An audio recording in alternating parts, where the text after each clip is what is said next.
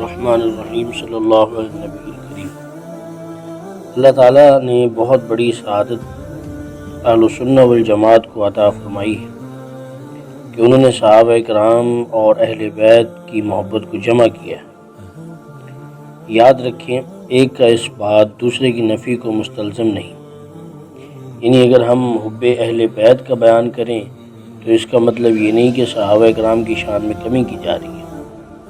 حضرت سیدنا علی کرم اللہ وجہ، حضرت فاطمہ الزہرا رضی اللہ تعالیٰ عنہ، حضرات حسنین کریمین رضی اللہ عنہم اہل بیت ہونے کے ساتھ ساتھ صحابیت میں بھی تو شامل ہے۔ یہ قران السعدین، یعنی نسب اور نسبت دونوں نعمتیں اللہ نے ان کو عطا فرمائی۔ جب نسب اور نسبت جمع ہو جائیں تو باقی کیا رہ جاتا ہے؟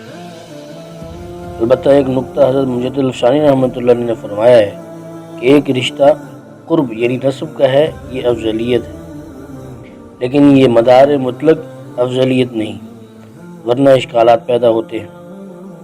جیسے آمن الرسول بما انزل الیہ من ربہ والمؤمنون کل آمن باللہ، دوسری جگہ فرمایا تلک الرسل فضلنا بعضهم علی بعض۔ ایمان کا اقرار کرانے کے بعد فضیلتیں بھی بیان فرمائی۔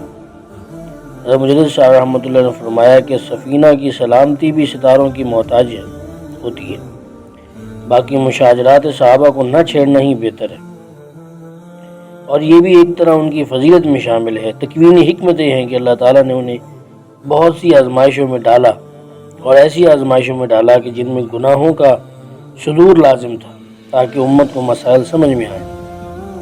ان کے لیے بھی صحابہ کو تختہ مشق بنایا گیا کہ بعد میں مسائل کیسے نکلتے ہیں۔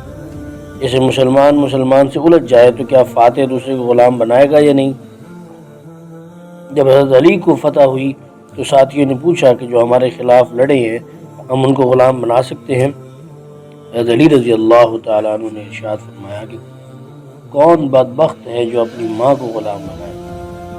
اسی طرح حضرت طلحہ نے اپنے بیٹے، حضرت طلحہ رضی اللہ تعالیٰ عنہ کے بیٹے آئے تو آپ نے تعزیت کی۔ انہوں نے عرض کی کہ والد تو شہید ہو گئے، ہمارے لیے کیا حکم؟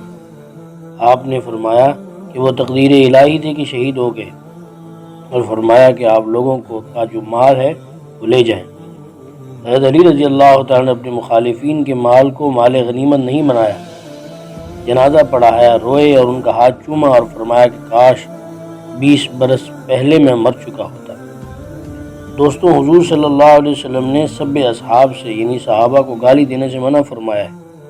ایسے الفاظ استعمال فرمائے ہیں کہ اس کے بعد گنجائش نہیں رہتی کہ صحابہ کی غلطیاں گننے میں مت پڑنا، بلکہ میری نسبت کا خیال کرنا۔ اللہ اللہ فی اصحابی لا تتخذوہم من بعد غرضا فمن احبهم فبحبی احبهم ومن ابغضهم فببغضی ابغضهم، ترمذی۔ جب حضور صلی اللہ علیہ وسلم اپنی محبت کا واسطہ دے رہے ہیں تو کسی کے ذہن میں سوالی نشان آئے بھی صحیح تو اپنی زبانوں کو روک دے۔